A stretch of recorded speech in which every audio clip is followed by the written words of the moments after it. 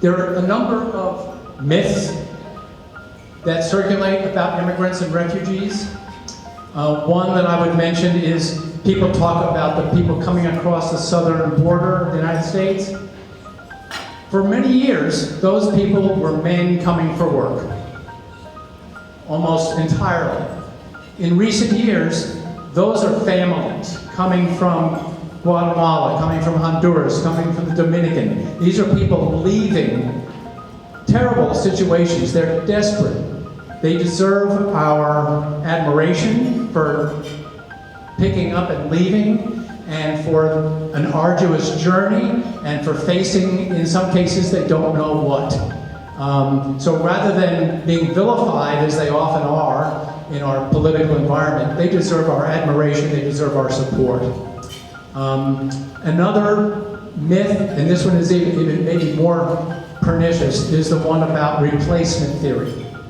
And I have to say, for our roundtable, that's part of the reason we wanted to gather these panelists here, is to be a counterweight to that theory. Replacement theory is this conspiracy theory that says that there's a group of people led by the Democratic Party to try to bring more people of color into the country so that they will be able to be the new majority in America, change the demographics of America, turn America into a non-white nation. This is awful stuff. And so our roundtable, this wasn't the main impetus for us to provide this forum. We want to celebrate our panelists, but we do want to provide an alternative vision of who the immigrants and refugees are. And as Sue Stinson and I said in our op-ed that ran last week, these people are not coming to replace us, they are us. We are a city and nation of immigrants and refugees. So,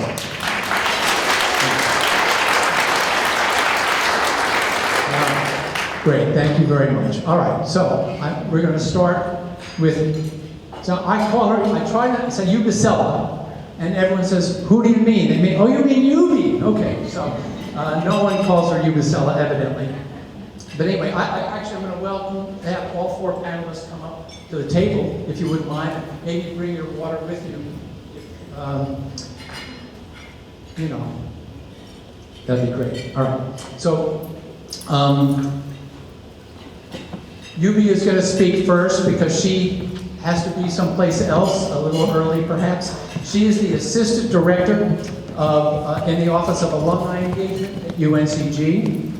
She's a native of Cuernavaca in Mexico. Her parents immigrated to the U.S. with her siblings in 1990. Ubi was undocumented for 22 years. She became a DACA recipient in 2012, and in 2018 she became a U.S. citizen through her husband.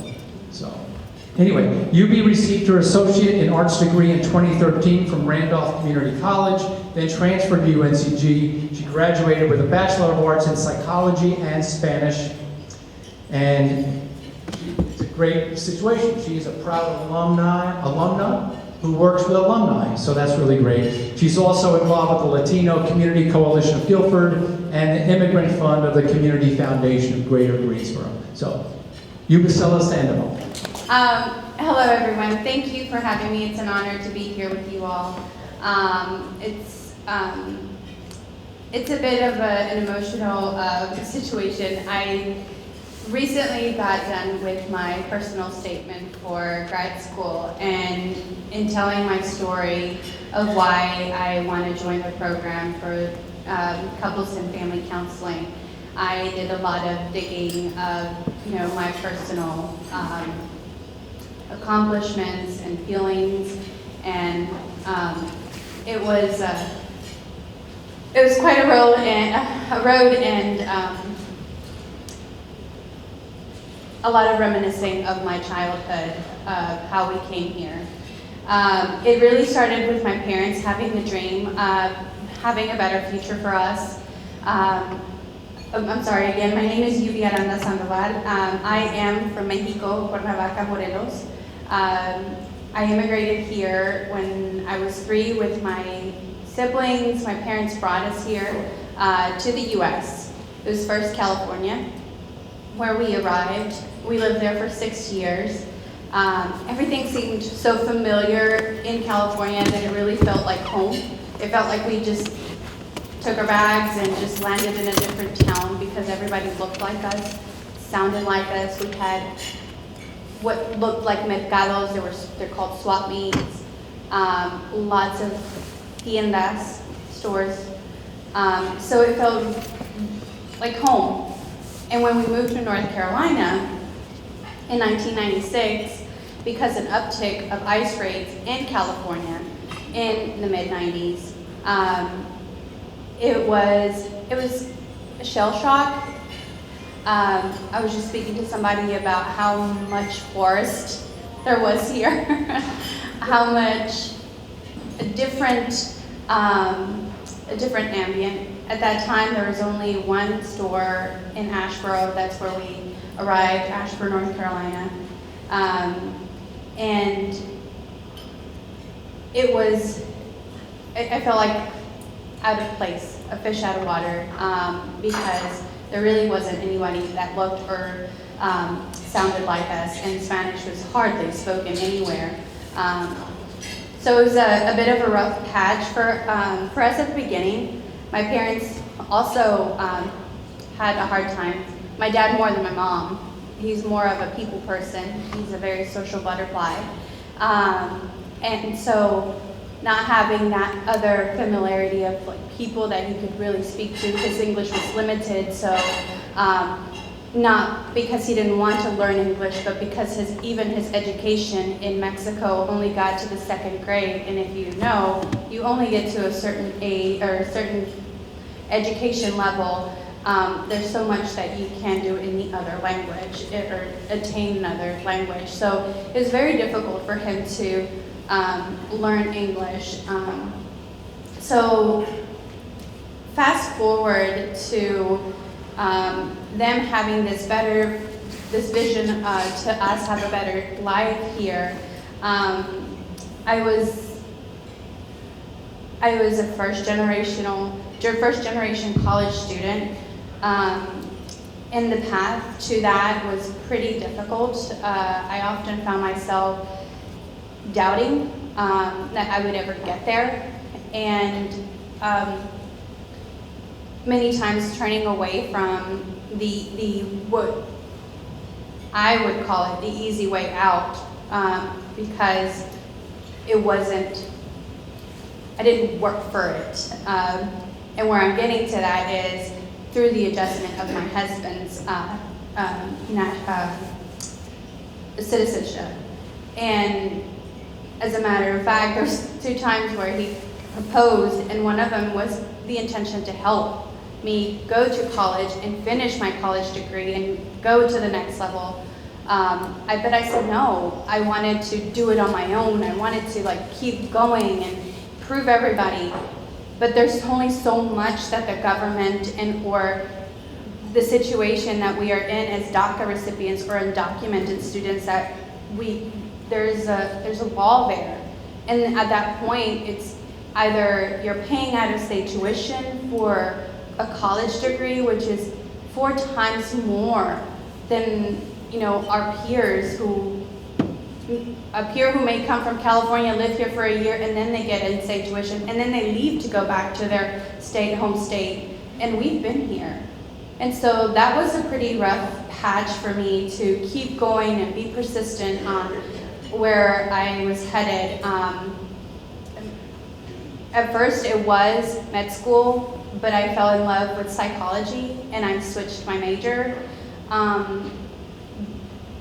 Little did I know that it was the route that I was going to, at that point, that I was going to take to seek to become a counselor.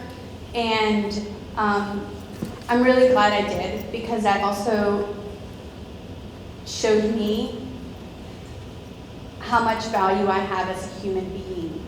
Not because of my status, or the lack of status, but because I am an individual and a whole human being, that wherever I go, I deserve to be there, and how hard I work should not determine my value. It's just, we have to value each person for who they are.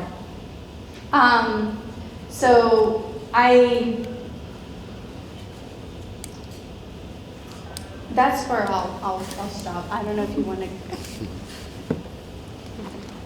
Well, before we move on, I guess, I think you've been clear about some of the obstacles you faced. Are there any individuals or agencies or groups that you'd like to say, helped you along the way, or? Well, back then, whenever we arrived, it was 1996, and in Asheboro, there was no agencies or anything that really, it was a community member helping another community member when we arrived. So we lived with another family. I will say, coming to Greensboro and living in Greensboro has given me the opportunity to see other organizations helping our immigrant and refugee community. For example, Faith Action International House, I worked for them for a couple of years, and then worked as a volunteer for several years. And just seeing organizations like this and the Latino Community Coalition to navigate different systems and to network with individuals and knew the process, that was helpful for many of our families to make the next step forward for their families, because sometimes we as a community feel a sense of, oh, I don't want to ask because I don't want to be a burden, or I don't want to, put my burden on somebody else. And so we shy away from asking for help. And that's quite the contrary view of what many of our conservative party says, how we basically drain the government because of the assistance that we ask for. And that's not true. Many of our undocumented community members aren't even allowed to tap into those resources. And I feel like I'm ringing the bell again and again. I've been saying this for the past 10 years, and I still can't believe it is still something that's said, that how we drain the system, which is completely false. But having organizations like the Faith Action and LCCG, along with Church World Service, those are organizations that really have helped our community, and I wish that there would be more like those. All right, this is Liana Adram, and Liana was 13 years old when she and her family left Vietnam as refugees. She arrived in Greensboro in 1996. She earned her Master of Social Work degree from a joint program of UNCG and North Carolina A&T State University. Go Aggies, okay. All right. Liana is now the Executive Director of the Montagnard Dega Association in Greensboro. And they work not only with families from Vietnam, but with Bhutanese, Cambodian, Karenni, I'm not correct, okay, Sudanese, Liberian, and Swahili-speaking communities. So a lot of responsibility there. North Carolina, you may not know, is the home to the largest population of Montagnards outside of Vietnam. Montagnard they're the indigenous people. The word means mountain people. It's a French word, so it sort of comes to us from a colonial era in Vietnam. Dega is the name, I believe, that they call themselves in Vietnam. Here we go. All right. So in addition to the Montagnard Dega Association, Liana is also the current chair of the International Advisory Council, created by the City of Greensboro, and it's part of the Human Relations Department. So she is sort of the nexus of a much larger international community in Greensboro. So.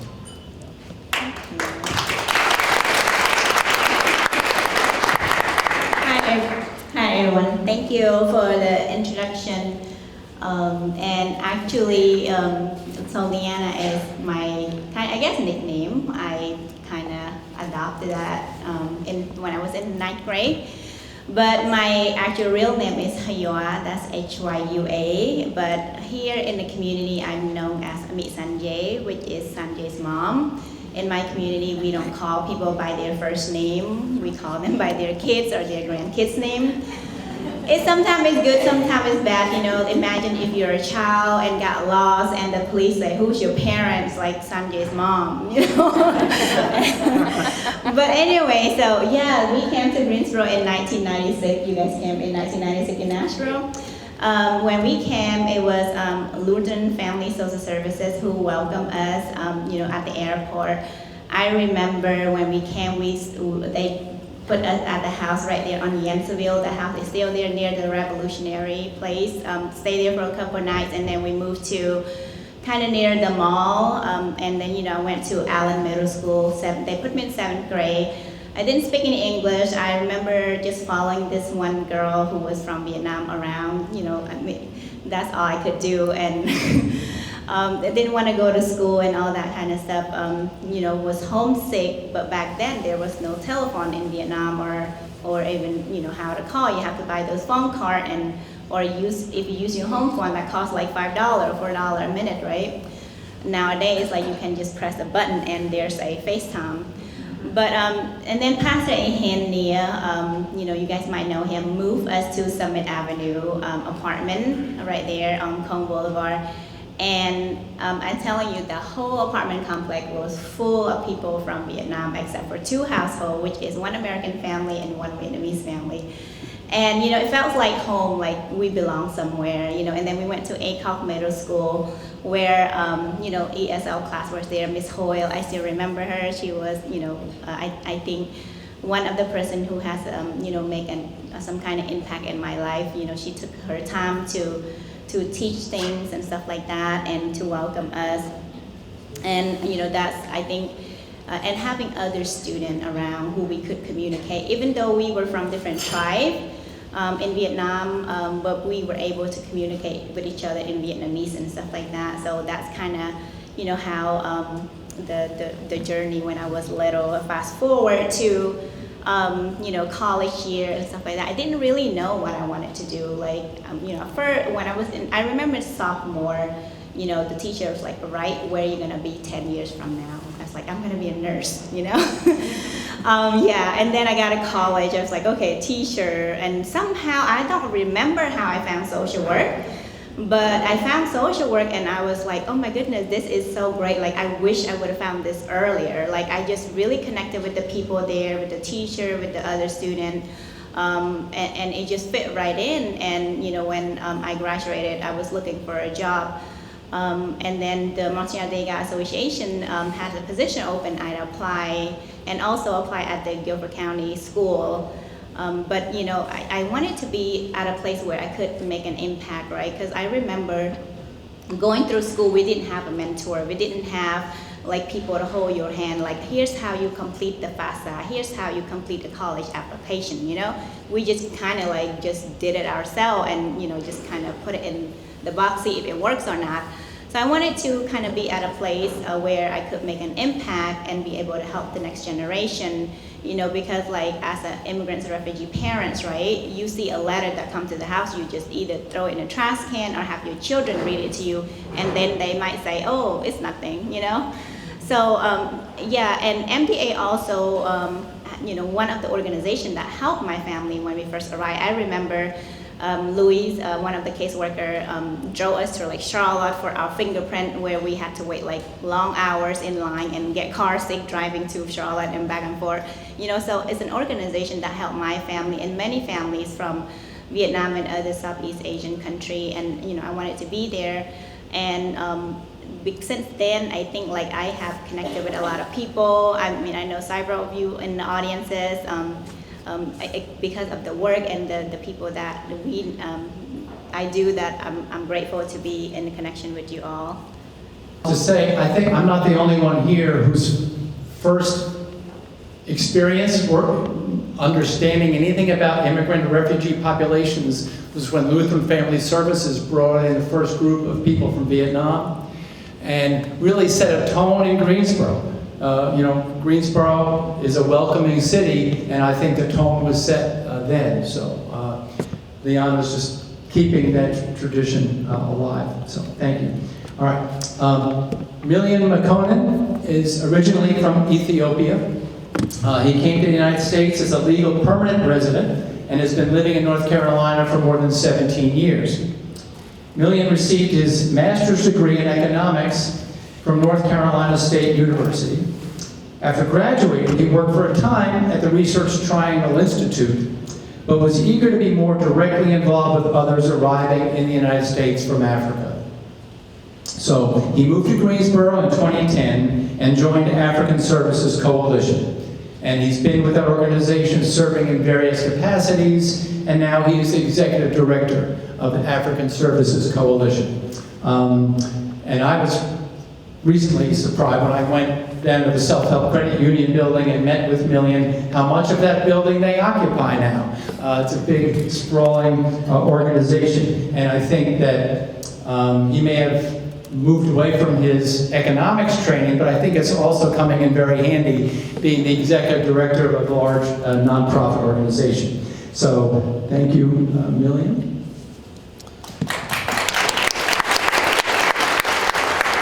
Thank you, Gary.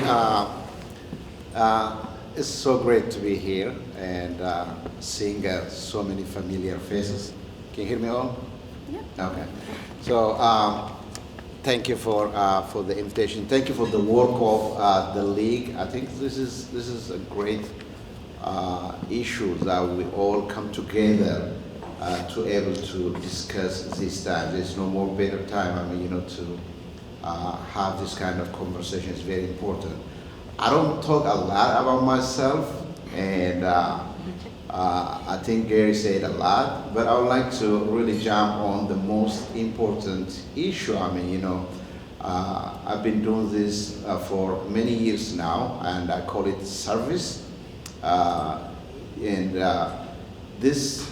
is really great to be in Greensboro this time. And Greensboro is a welcoming city, and it have witnessed that through so many efforts and so many years that Greensboro has been a welcoming city. And we have done this since 2014, actually, been unanimously the city council saying, Greensboro is a welcoming city. It's great, so when I came in first to Greensboro, I fell in love right away. And I was walking down the street and I see people like me, and I walk to the office, I see people like me, and this is my comfortable place. And I lived and worked in the Triangle area. I always felt stranger. And so that was the only reason for me to come down here and able to do what I do. I enjoy doing what I do, and because it's really, this is my principle, that we all are in a journey. And so we really need to help each other to get to that journey. And so that's what we do, and that's why we serve the people who are really coming after us. And when I say Greensboro is a welcoming city, and I witnessed last year, we resettled over 320 Afghan police. We haven't done it that by ourselves. It is the overwhelming response of the community coming together and providing their time, resources, money, and everything. And now those 320 individuals have been settled and living a happy life. And remember, we all have witnessed how the Afghans actually evacuated from Kabul in 2021, August 2021, and how they got out of that place. And we still have some more people spread out in a different place, and so we're trying to get them here illegally instead of, the parolee. So I think this is very important issue for all of us to discuss and to able to make sure, how we can really make our community a better place to live. And Greensboro is very unique. Resettlement is not being done in accident. And resettlement has been done in Greensboro since the 1970s. Thanks to, wonderful people passionate about what they do. They started this long journey for us, to make it really easier for us to do what we do right now. So you should able to really be thankful, for Greensboro that we all are here because of, this diversity, these beautiful, passionate people, and giving their time, resources, and welcoming people every year into this city. And I've seen a few families after they got here, they moved out to a different state, to a different city outside of Greensboro, outside of North Carolina. And most of them, they don't stay long there. They'll come back in a year or two because this is a very unique place. And it's got some very interesting things, for everyone. So, you all are passionate. That's why you are here, to able to really listen to this important issue and continue so that we can discuss this in the future and able to make it better our community for those who are coming after us.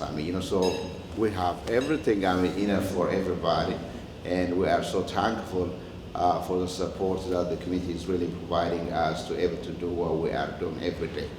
Thank you, Billy. All right. Araceli Lopez. Araceli, when I met with her, she told me about the turning point. What seemed like the turning point in her life to me, the way she told me, is that she was with her family and she said, I'm going to college. And was the first person in her family to go to college, and just took it upon herself. That was her goal, and she made it. When she started studying, she developed an interest in preventive care and public health, and especially wanted to decrease the healthcare barriers in the Hispanic community. Well, now she's a registered nurse. She's earned her Bachelor of Science in Nursing from UNC Wilmington in 2021. She's part of Cone Health program. It's called the Congregational and Community Nursing Program. And what they do is they place nurses in various places around the community. So she provides health service and education for various groups. Right now, she's working in Guilford County with Faith Action International House and in Alamance County at the City Gate Dream Center. Thank you for having me today. It's an honor to be in the presence of everyone here, and thank you for those who organized this panel. I think it's very important that we come together and listen to all the stories that we have heard here today so far. So I want to start back with my parents. They are from Mexico City. My mother was born and raised in Mexico City. My father was born and raised in Oaxaca.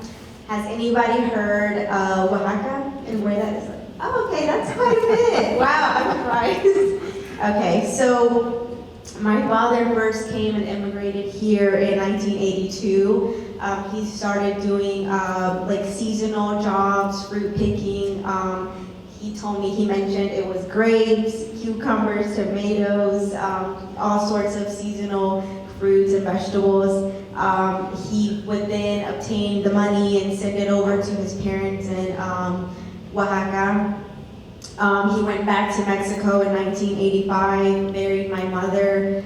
Then they both immigrated over here to California. And then they also continued to do the same work, the fruit picking, the seasonal fruit picking. After that, they moved over to Florida, and then they moved to North Carolina, Roxborough, and there they picked tobacco. So Ronald Reagan did the amnesty for the legal immigrants, and that's how they were able to obtain their status of the green card, and they were able to work, they were able to obtain different jobs. They were doing factory work, but because that's all they knew, they didn't know anything else. They never went to school here. They both attended elementary, both in Oaxaca. So from there, my father did mention that someone who has helped them throughout to where they are now, or where they were, was a social worker in Guilford County that actually helped them navigate the health system. So they created the appointments for us to be seen in the clinics.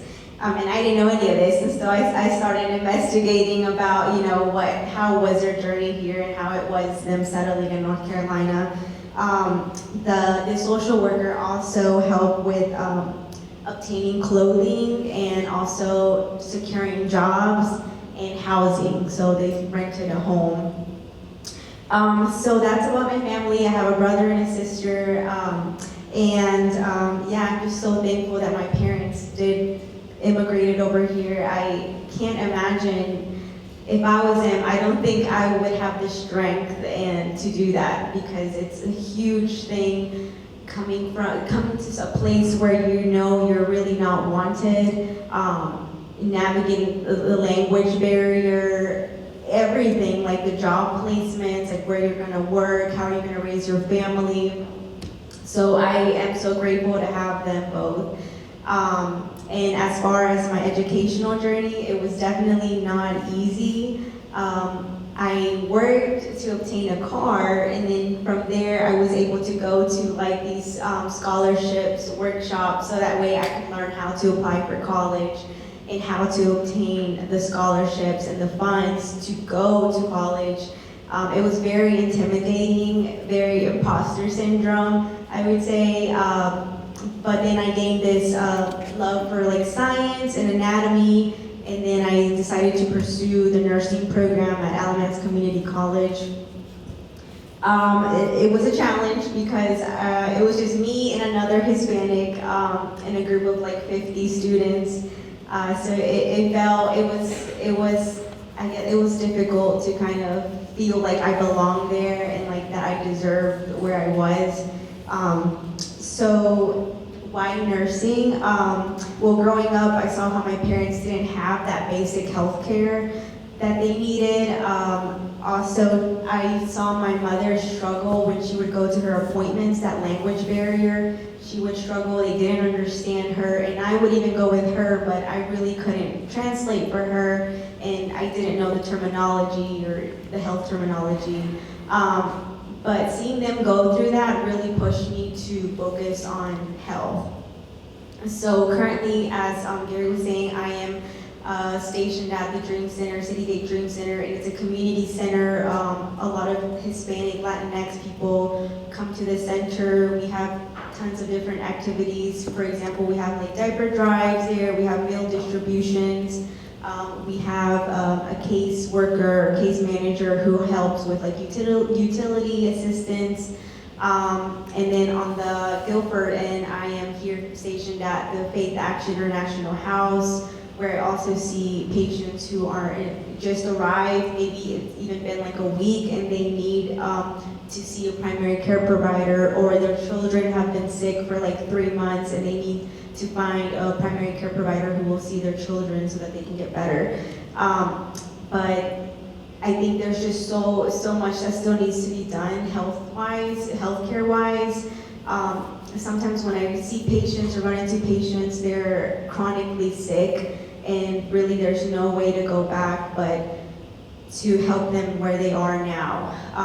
But yeah, one of the things that I really like is preventative care. We want to catch those high blood pressures, those high glucose levels, to make sure we get them on medication so that way they don't end up with, for example, an amputated leg or hand, or get to the point where there's no return. I will now hand the mic over to Adamu Muhammad, one of our prime members of the roundtable, and he will moderate the questions and answers. Thank you, Gary. Good afternoon, everyone. My name is Adamu Muhammad. I'm the Associate Director of Grassroots Organizing with Church World Service and a proud member of the League Immigration Roundtable. Well, I think I wasn't planning to come up here. I was planning to stay in between and running with the mic so we can get the questions to our panelists, our great panelists. So we're going to open it up for Q&A. If you have any question, please, for our wonderful panelists, raise your hand and we will get the mic to you. I see one hand over there real quick. be okay. Yeah, we have 2 mics, so we can use that one.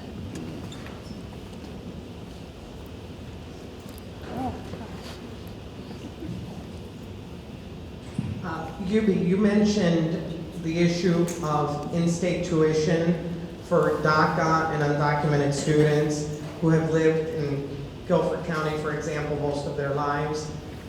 What can a group like this do to change that? Because I know that Republicans in Florida and Republicans in Texas passed in-state tuition because it's an economic impact issue.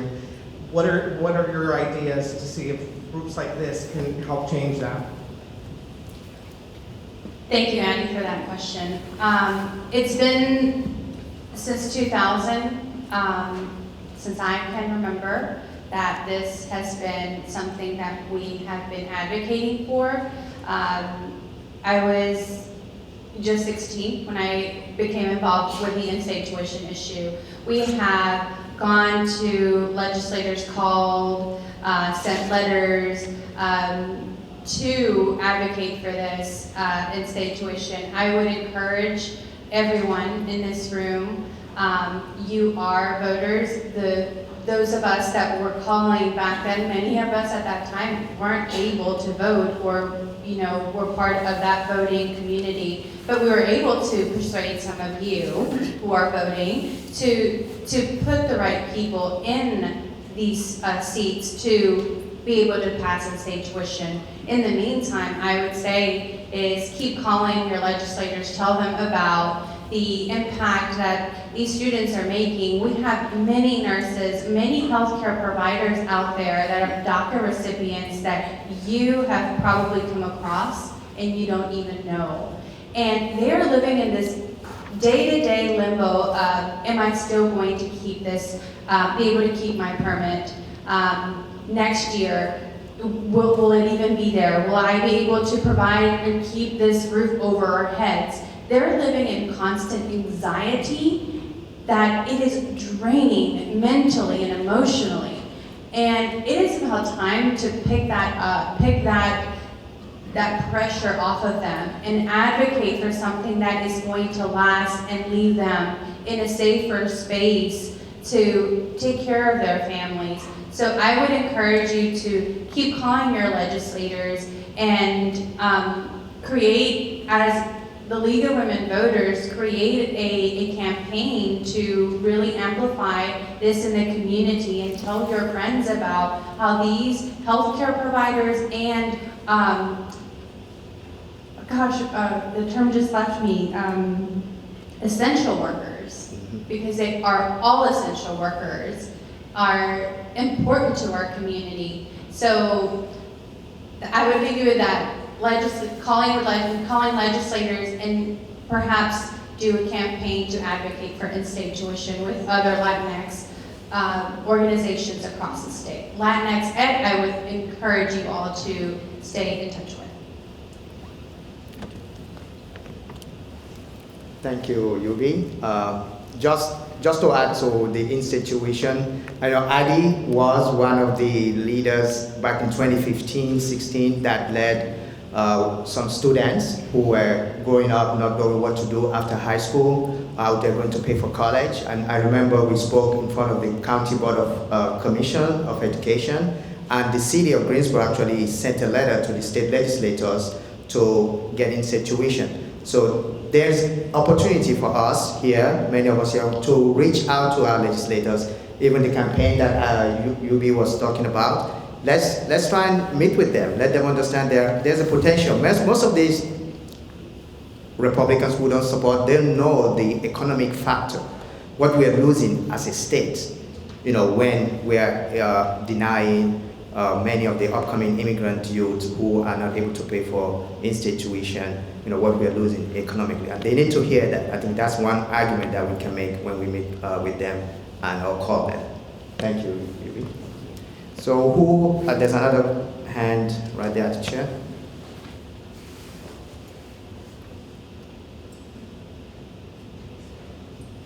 I wanted to ask a question going back to Gary's introduction and his use of the infamous replacement theory and the fact that, of course, this group would be totally the opposite of that. And I wanted to ask each of you, all of you, some of you, if you have ever come across either a verbal or an emotional or, oh God forbid, a physical, somebody using that term towards you personally, because it always leaves me puzzled. Who's been replaced?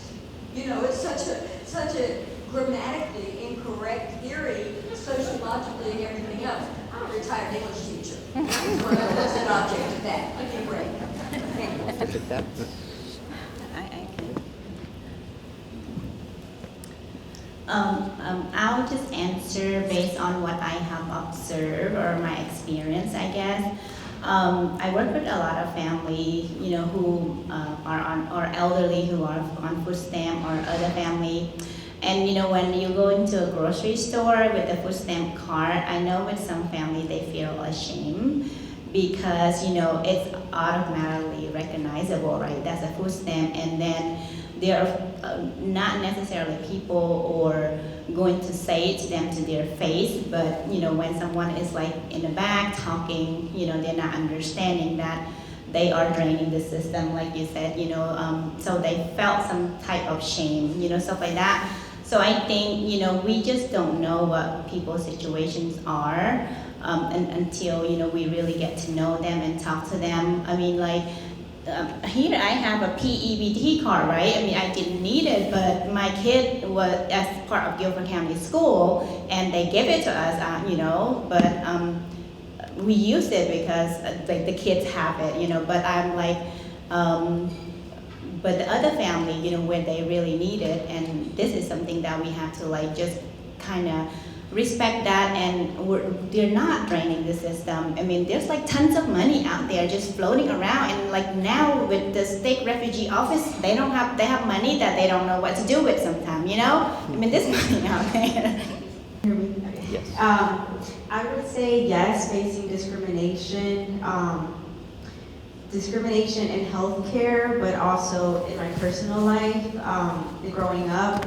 But to that, I was younger, and we were, well, I know my mother was afraid to speak up about it, but now, as an adult, I know that I understand why she did that and why she wouldn't speak out, but I think that this generation now, they're gonna stand for what they believe in, and it's changed so much.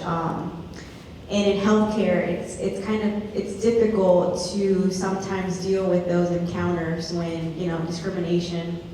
But all I can really do is, you know, treat them just as anybody else. Unfortunately, I have to, you know, I have to do my duty and take care of them. But I just try to. Sometimes it's hard, but it's sometimes just respecting. Like I can't change your opinion about me, and I can help you all that I can, but really it's up to you whether you keep that same perspective of me or people like me. Okay. Yeah, of course, actually, you come across every day, you come across every day about people who are really, on the other side of the opposite direction. I mean, you know, there are these things called critical race theory, replacement theory, which it doesn't make any sense at all. I mean, you know, so we all are in this time, in this place, in a journey. So what we can do is two things. I mean, you know, for those who doesn't know, lacks the information, provide the information, able to teach them, and able to communicate with them. And there are a big group of people actually, doesn't know or exposed to this kind of information to be able to help them to understand. But the dangerous one is the other group of people who knows it and who denies it. It's very difficult. And so how are you gonna really address that issue? Through your voting power. I mean, you know, they get this kind of response from the people in power. And so we should be able to make sure that we advocate for the cause that we care. It is very important, and our vote really matters, and able to really make sure that these people, they are really not able to do what they are planning to do. I mean, research tells us that immigration helps a big deal every country. I mean, those countries who has a very robust, sound kind of immigration system has benefited a lot from the immigration than those countries who close their door. So the research is there, and the evidence is there. I mean, we have seen it, and so we are really benefiting more by having this diversity. So we have to really able to educate and at the same time make an influence on the politician. Thank you. I think Yubi has, want to add something to it? No, they Okay, great. Do we have more time? Yeah, I think so. Thank you for raising voting. Most of the people in this room feel pretty strongly about that. But I want to say the other, the cure, in addition to voting, is more contact. So I was going to ask Liana with the International Advisory Committee, does the committee look at providing more opportunities for people in Greensboro like me who don't need more direct contact with the individuals and agencies that you all represent? Is that something that's on their plate to look at? Because I think more direct contact is, you can't demonize people and talk about replacement theory once you know people. Education opportunity for... I guess in terms of connection, like, people who are in Greensboro are not familiar with the international community or where to go if they want to help or something like that. Right now we have a liaison for, the city of Greensboro for the international community. So definitely connect with the Human Rights Department or Jody as well.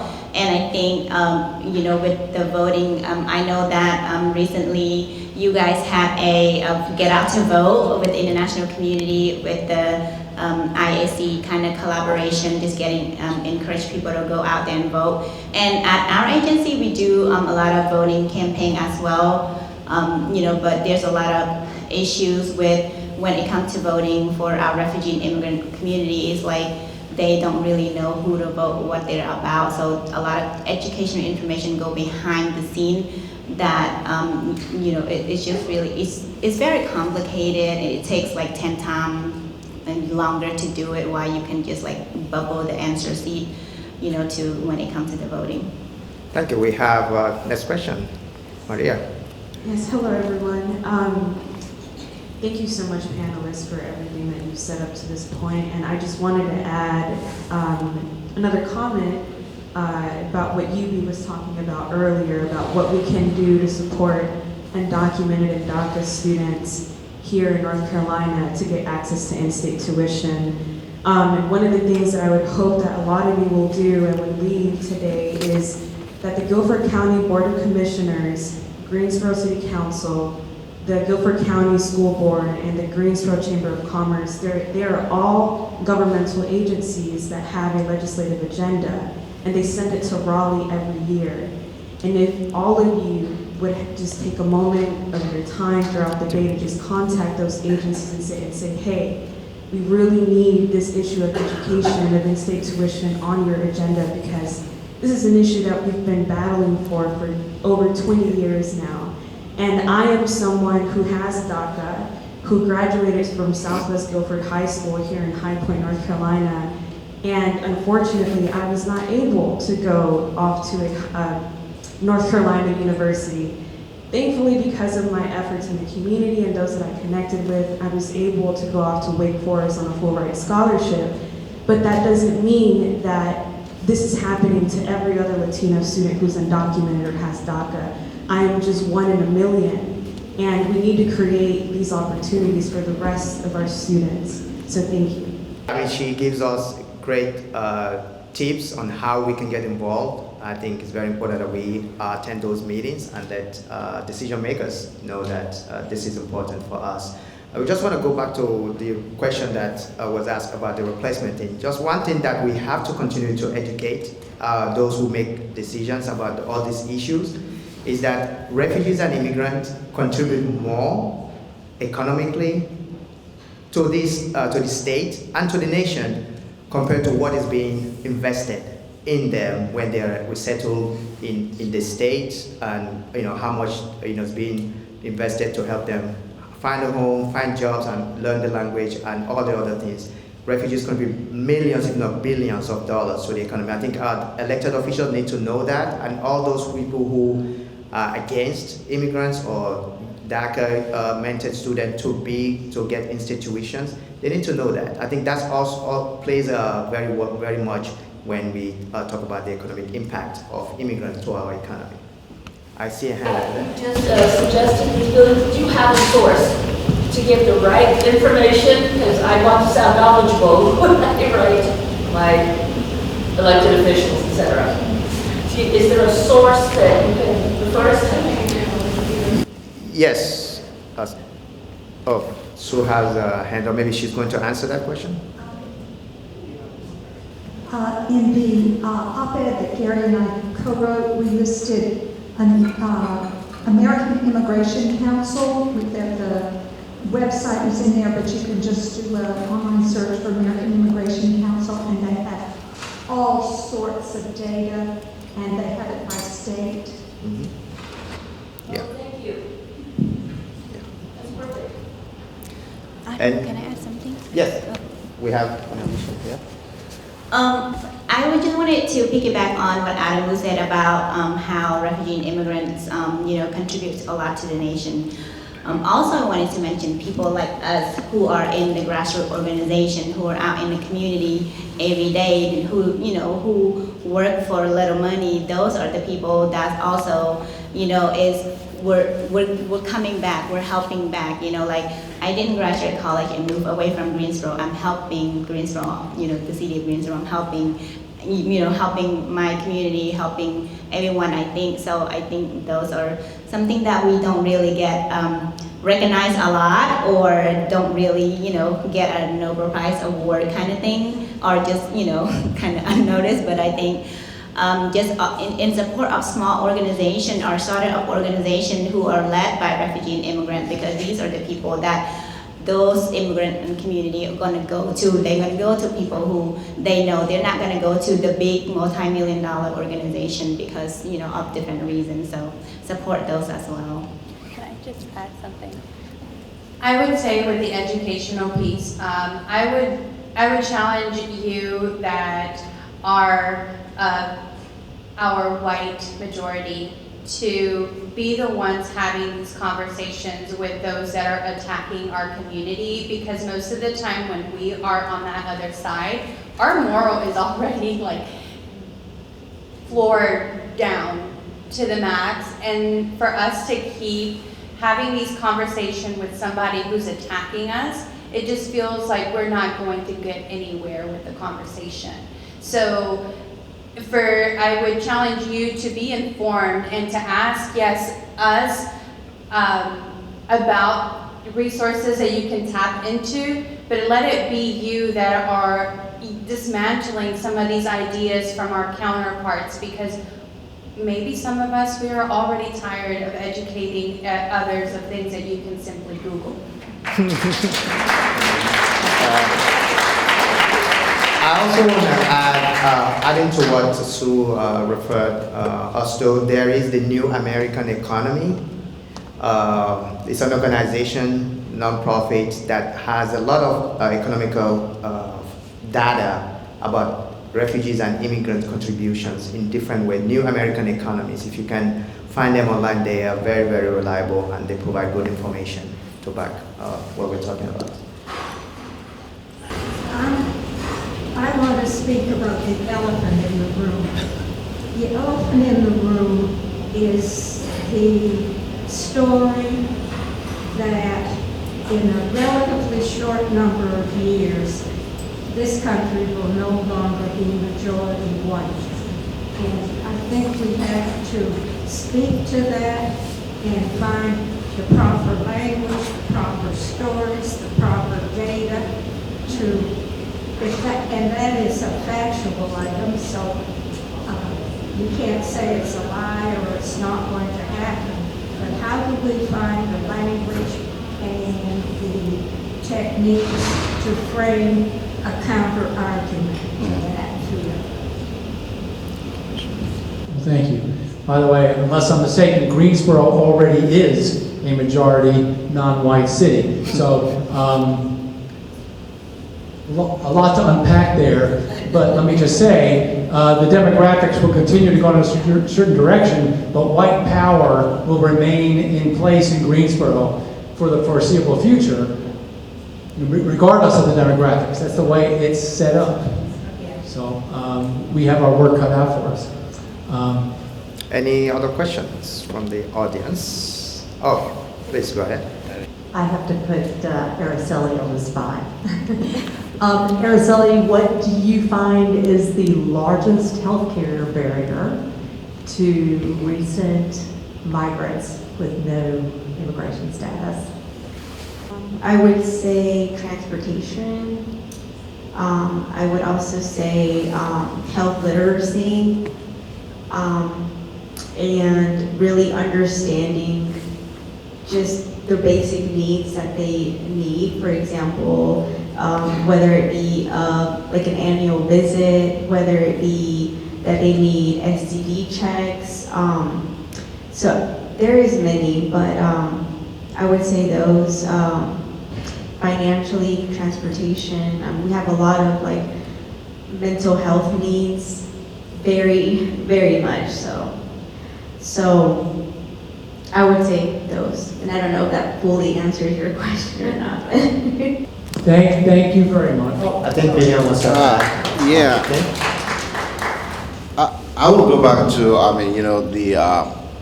the question regarding the conversation for the people who are standing on the other side. And I know it is very uncomfortable kind of conversation, but for how long we're gonna put this aside? The conversation should start within the people just like us. And it shouldn't be like something, oh, we don't talk about this. And for how long we're gonna keep saying that? So we should start in our own dinner table and able to have that kind of open conversation. We may not agree at all, that's fine, that's normal, but we will at least keep going to able to really bring the other side to our side. We may not force people, but what we can do is to able to provide this information for them to understand. There are, of course, there are truth deniers, you can't help it, but what I really able to communicate with others is you should be able to start the conversation. You cannot really push aside, say that, oh, this is not something we can talk about. Let's talk about it. Let's have this kind of conversation in a community. Look, the ecosystem is changing. There are people who don't look like us. We speak a different language and different culture and all this. Let's celebrate that. Let's really, show that unique of us to able to really make sure, okay, we can really be thrive as a diverse community. We need so many more workers in this country at all levels of the economy. We need more teachers, we need more healthcare workers, we need more scientists, we need more agricultural workers, we need more restaurant servers. We need more of everything. And white people are not, reproducing enough to create the number of workers we need in this country. And we're going to be up the creek if we don't start welcoming more immigrants and refugees.